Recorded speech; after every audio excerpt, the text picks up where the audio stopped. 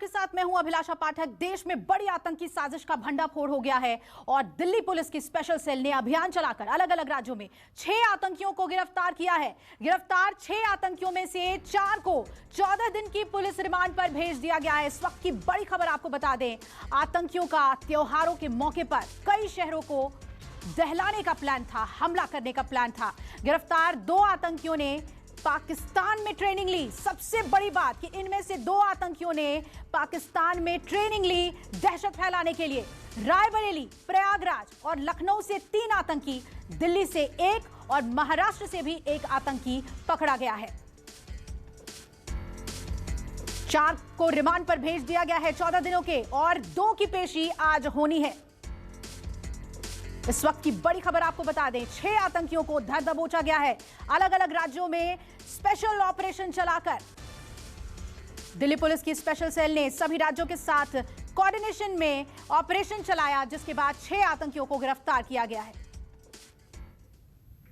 और इस पूरी खबर में सबसे बड़ी बात कि इनमें से गिरफ्तार 2 आतंकियों ने पाकिस्तान में ट्रेनिंग ली थी। दिल्ली पुलिस ने यह दावा किया है कि आतंकियों का त्योहारों के दौरान ब्लास्ट करने का प्लान था और आतंकी रामलीला के दौरान हमला कर सकते थे। इनके निशाने पर देश के कई प्रमुख शहर थे। प्लान था कि जहां पर भीड़भाड़ हो वहां पर धमाका करो। इनके पास से असलहे, बारूद बरामद की गई है और सबसे बड़ी बात, आईईडी ब्लास्ट करने के जो साजो सामान होते हैं वो सब कुछ इनके पास से बरामद कर लिया गया है। दिल्ली पुलिस के स्पेशल सेल को टेरर के खिलाफ मुहिम में एक बड़ी सफलता मिली है। एक मल्टी स्टेट ऑपरेशन में हमने 6 लोगों को गिरफ्तार करा है। जो टोटल 6 लोग अरेस्ट किए गए हैं, इनको अभी Delhi police special cell further interrogate करेगी। अभी तक जो रिकवरीज हुई हैं उसमें एक्सप्लोजिव भी हैं और वेपन्स भी हैं, फायर आर्म्स भी हैं और एमुनिशन भी है। इन 6 में 2 आदमी ऐसे भी हैं जो कि पाकिस्तान में जाकर अभी इसी साल ट्रेनिंग कर कर वापस आए हैं। इसको लगता है बॉर्डर के उस पास से बहुत क्लोजली कोऑर्डिनेट करा गया है, क्योंकि इसमें बिल्कुल स्पष्ट तौर पे देखा जा रहा है कि 2 अलग अलग टीमें बनाई गई थी। एक टीम थी जो कि अंडरवर्ल्ड के हवाले की गई थी, जिसे कि वहाँ पे दाऊद इब्राहिम के भाई अनीस इब्राहिम कोऑर्डिनेट कर रहा था। इस टीम का काम था कि जो वहाँ से फायर आर्म और एक्सप्लोजिव आएंगे उनको ठीक से सुरक्षित तौर पे बॉर्डर के पार कराकर भारत के विभिन्न शहरों में इनको कंसील करके रखना, जब इनका इस्तेमाल होना है उससे पहले तक। और दूसरा काम, ये जो अंडरवर्ल्ड वाली टीम थी, इसका काम था कि फंडिंग ऑर्गेनाइज करना हवाला के थ्रू। ये 2 आदमी जो पाकिस्तान ट्रेंड है, प्लस इसमें एक आदमी और है जो कि जिनका काम था कि इंडिया की मेजर सिटीज़ में वो लोकेशंस आइडेंटिफाई करना जहाँ पे कि अभी आने वाले फेस्टिवल सीज़न में इन आईईडीज़ को बॉम्ब ब्लास्ट कराए जा सके। इसमें जो है, जो फेस्टिवल सीज़न में जो ख़ास तौर पे जो हमको लग रहा है वो एक तो जो नवरात्रास हैं प्लस जो रामलीला होती हैं।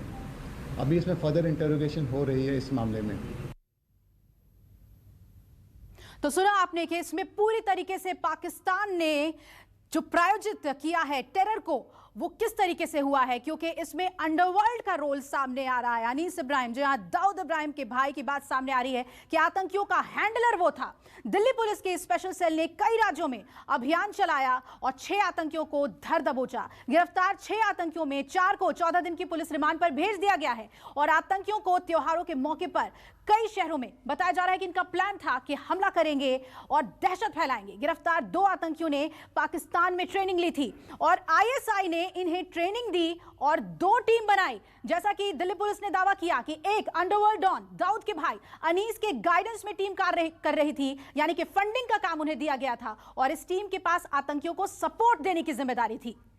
और जबकि दूसरी टीम जो थी उसका काम था कि उन्हें असलहे बरामद कराए जाएं और इसी की वजह से ये जानकारी मिली कि इन लोगों ने एक बड़ा प्लान बनाया था त्योहारों के मौके पर हिंदुस्तान को हिलाने का।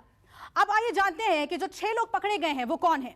दाऊद इब्राहिम का भाई किसके जरिए आतंकियों को फंडिंग कर रहा था, ये कई अहम सवाल हैं जो आज हम उठा रहे हैं। 6 लोग जो पकड़े गए हैं उनकी गिरफ्तारी हो गई है और इनसे पूछताछ के बाद कई तरह के खुलासे हुए हैं। आतंकी ट्रेनिंग लेने पाकिस्तान ये गए और लौटकर आ भी गए। आखिर चूक कैसे हुई, कैसे नहीं पता चला कि इतनी बड़ी घटना को अंजाम देने के लिए इन लोगों ने प्लान बनाया हुआ था? क्या एक अहम सवाल यह भी है कि क्या अफगानिस्तान में तालिबान के कब्जे के बाद भारत पर आतंकी खतरा बढ़ गया है? तमाम एक्सपर्ट्स ये लगातार कह रहे हैं कि भारत पर इसका असर पड़ेगा और आतंकियों के मंसूबे बढ़ेंगे, क्योंकि आईएसआई जिस तरह का सपोर्ट तालिबान को दे रहा है, अफगानिस्तान में दे रहा है, हिंदुस्तान में भी उसकी नजर है। और त्योहारों से पहले आखिर किस तरह की साजिश थी हिंदुस्तान को दहलाने की, किस तरीके से कोशिश पाकिस्तान की सरजमी से हो रही थी? यही सवाल है कि पाकिस्तान इस मामले में डायरेक्ट शामिल होकर आखिर दाऊद का सहारा क्यों ले रहा है, अंडरवर्ल्ड का इस्तेमाल क्यों कर रहा है और इसके क्या मायने हैं? कई सवाल उभर कर सामने आ गए हैं जिस पर जो एक्सपर्ट्स हैं वो काम कर रहे हैं, इंटेलिजेंस के, और साथ ही पुलिस भी अपना काम कर रही है। लोकल मॉड्यूल का ताल्लुक किससे था और इनको कैसे तैयार किया गया था? इन तमाम सवालों के जवाब हम समझेंगे। हमारे सभी सहयोगी जुड़ रहे हैं हमारे साथ। विमल कौशिक दिल्ली से मेरे साथ जुड़ रहे हैं, मानस श्रीवास्तव लखनऊ से हमारे साथ जुड़ रहे हैं और मुंबई का रुख करेंगे, वहां दीपक दुबे हमारे साथ जुड़ रहे हैं। पहले मानस, आपके पास आते हुए ताजा अपडेट जानना चाहेंगे। 4 लोगों की पेशी हो गई है और उन्हें रिमांड पर भेज दिया गया है, 2 की आज पेशी होनी है।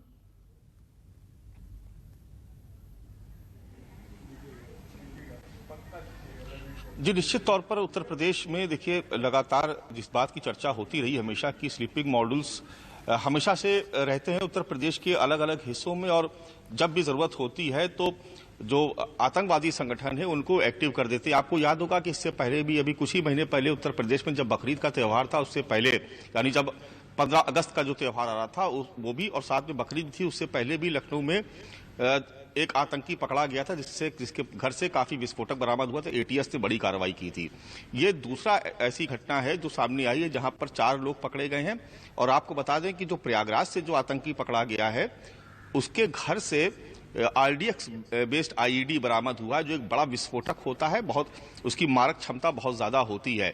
और इसी के बाद से जो यूपी एटीएस और जो खुफिया एजेंसियां हैं वो और ज्यादा चौकन्ना हुई, और उसके बाद ही यह खुलासा हो पाया कि बड़े धमाके की साजिश थी। और देखिए, ये त्योहारों का सीजन शुरू हो गया। आप सभी को पता है कि इस वक्त गणपति महोत्सव चल रहा है और उसके तुरंत बाद नवरात्र आएगी, फिर दशहरा और उसके बाद दीपावली का त्यौहार, यानी ये पूरा त्यौहार का सीजन है। और त्योहारों के साथ साथ उत्तर प्रदेश में चुनाव भी होने हैं। तो अभी तक जो खुलासा हुआ है, जैसे कि कल उत्तर प्रदेश के एडीजी एलओ प्रशांत कुमार ने भी बताया था कि एक बड़ी साजिश थी, न केवल हिंदुस्तान को हिलाने की पूरी साजिश थी जिसे नाकाम किया गया। मानस, आपके पास में लौटूंगी और ज्यादा इनपुट्स और अपडेट के लिए। विमल, आपका रुख करते हुए, कल लेट नाइट इनकी पेशी हुई है, वर्चुअली पेशी हुई है, क्या बातें निकलकर सामने आई हैं? कस्टडी में भेज दिया गया है और आगे आज भी पेशी होनी है, किस तरह के खुलासे अभी तक ज्यादा हो पाए हैं?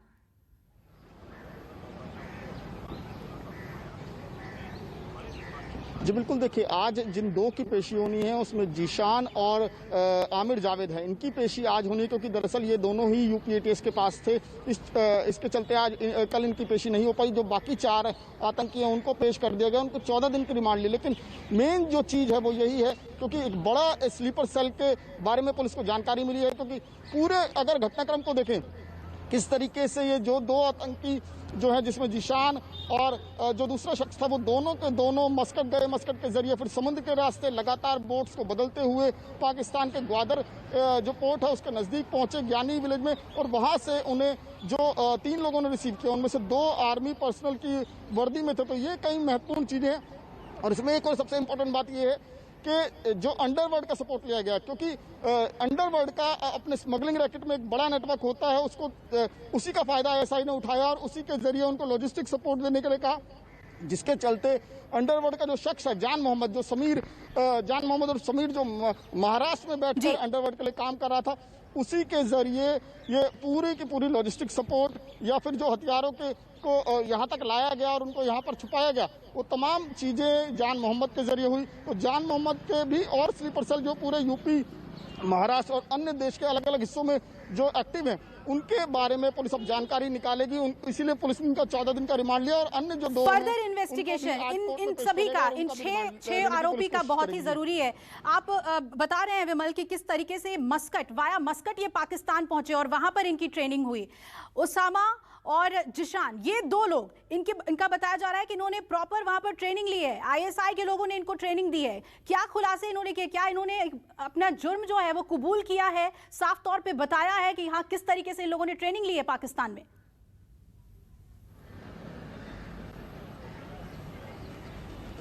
देखिए, जहां तक बात करें पुलिस और जो खुफिया एजेंसी, उनको जानकारी भी इसी आधार पर हुई कि खुफिया एजेंसियों ने दिल्ली पुलिस के साथ एक जानकारी साझा की कि ओखला में जो एक शख्स है वो आतंकी गतिविधियों में लिप्त है और वो पाकिस्तान जा चुका है ट्रेनिंग लेने। उसके बाद पुलिस अलर्ट हुई और यूपीएटीएस के भी संपर्क में आई और लगातार इन लोगों पर नजर रखे जाने लगी। पिछले 1 महीने से ऑपरेशन चल रहा था।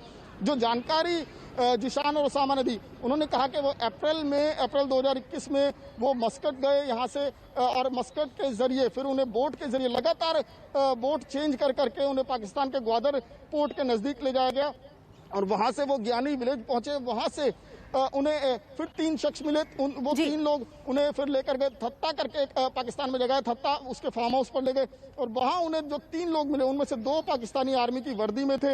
ये बहुत बड़ी चौंकाने वाली जानकारी उन्होंने पुलिस को दी और इसमें पुलिस भी ये मानकर चल रही है कि यानी कि पाकिस्तान आर्मी ने इनको ट्रेन किया था। 15 दिन की ट्रेनिंग दी गई और उस 15 दिन की ट्रेनिंग में बाकायदा आईडी बनाना, आईडी लगाना, कहाँ प्लांट करना, तमाम चीजें इन्हें सिखाई गई और ये तक कि ये ऐसी चीजें भी दी गई अगर विस्फोटक इनके पास नहीं तो कैसे घरेलू चीजों में जो चीजें इस्तेमाल होती है, घरेलू के चीजों के लिए जो इस्तेमाल होती है उनसे कैसे बम बनाया, एक्सप्लोसिव्स को कैसे हैंडल करना है और असलहे कैसे चलाने हैं, इसकी ट्रेनिंग वहां की सेना ने दी है। ये सबसे बड़ा खुलासा है इस वक्त विमल। और इस पूरी खबर में जो सबसे बड़ी बात है कि कैसे अंडरवर्ल्ड का इस्तेमाल किया जा रहा है, आईएसआई ने इसमें अनीस इब्राहिम का कैसे इस्तेमाल किया है, मदद ली है, ये बेहद अहम हो जाता है। मुंबई का रुख कर लेते हैं, दीपक हमारे साथ जुड़े हुए हैं। दीपक, सबसे पहले जान मोहम्मद उर्फ समीर, उसकी गिरफ्तारी हुई है। मुंबई में कल रात बहुत हलचल रही, घर वालों से भी पूछताछ हो रही है, क्या अपडेट इस वक्त?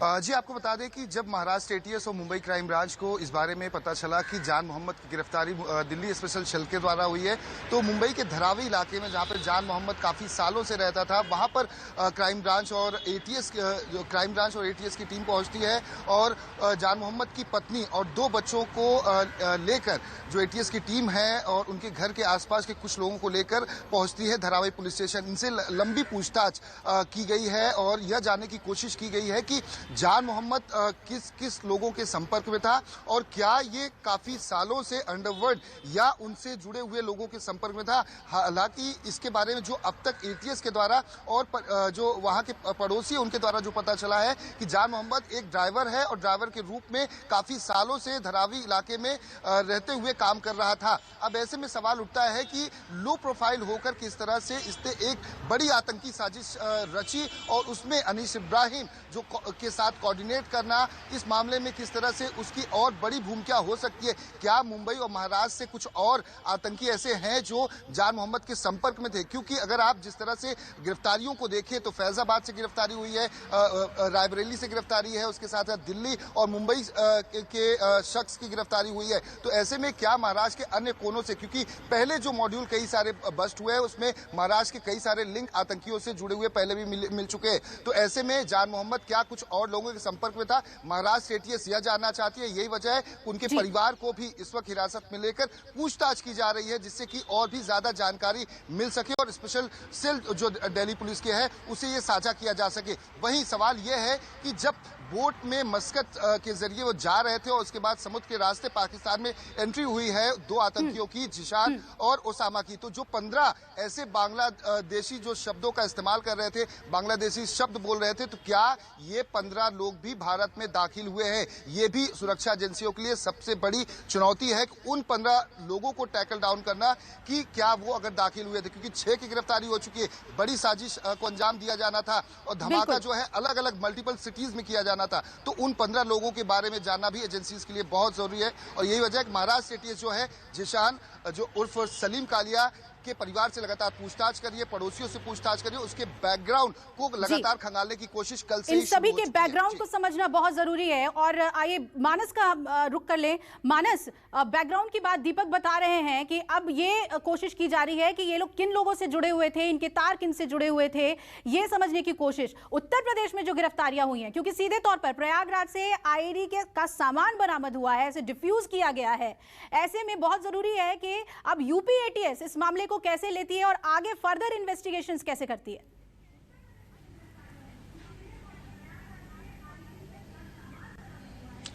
देखिए, यूपी एटीएस बीते अगर 6-8 महीनों की बात करें तो लगातार उसको इनपुट्स इस तरीके के मिल रहे थे कि स्लीपिंग मॉड्यूल्स को फिर से एक्टिव किया जा रहा है। और इसीलिए जैसा कि मैंने पहले भी बताया कि 15 अगस्त से ठीक पहले लखनऊ से एक बड़ी आतंकी साजिश को नाकाम किया था एटीएस ने। हम सबने देखा था, देश भर ने देखा था कि किस तरीके से एटीएस ने पूरे एक इलाके को घेर करके आतंकी को गिरफ्तार किया था और उससे लंबी पूछताछ के बाद बहुत अहम खुलासे भी हुए थे।